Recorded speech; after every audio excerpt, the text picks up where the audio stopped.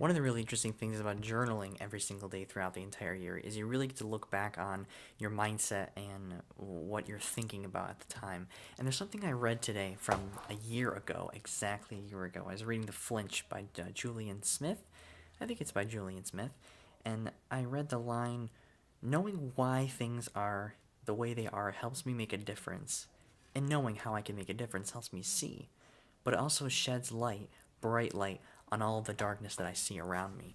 And that's really stuck with me today, because the more I think about it, seeing reality, accepting reality as it is, the more I understand that I get to see problems that exist that I know that I can't solve alone. Like, I can't tackle every single problem at the same time. And that's really challenging. Seeing problems and not being able to tackle them and needing people to solve them. But having to choose to do a few hard things or take responsibility for a few hard things and knowing that I can't solve everything is quite a tremendous challenge in life, which is why I think that we need to solve things together, because we are the architects of our own problems in a way.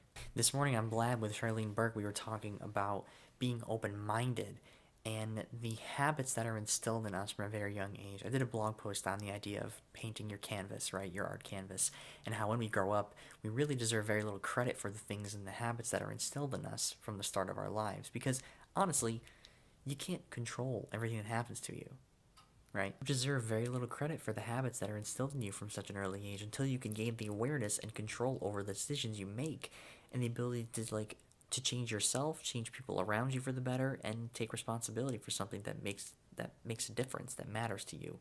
Take responsibility for something you want to change or something you want to create. And that's a powerful idea, being open-minded, because then you're always open to learning and being curious, and it's never about controlling, and it's never about making the world into something that you want it to be. It's more of a cooperative effort with what is, and an acceptance that comes with that, instead of, right, ignoring reality or resisting everything.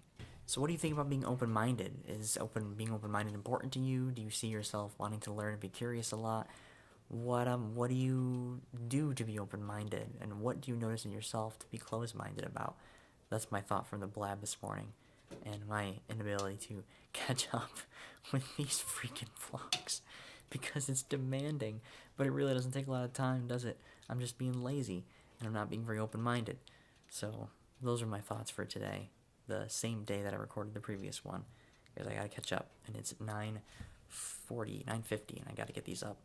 So keep being you. Don't forget to be awesome. What do you think about open-mindedness? Let me know down on my diaphragm. MattPalka.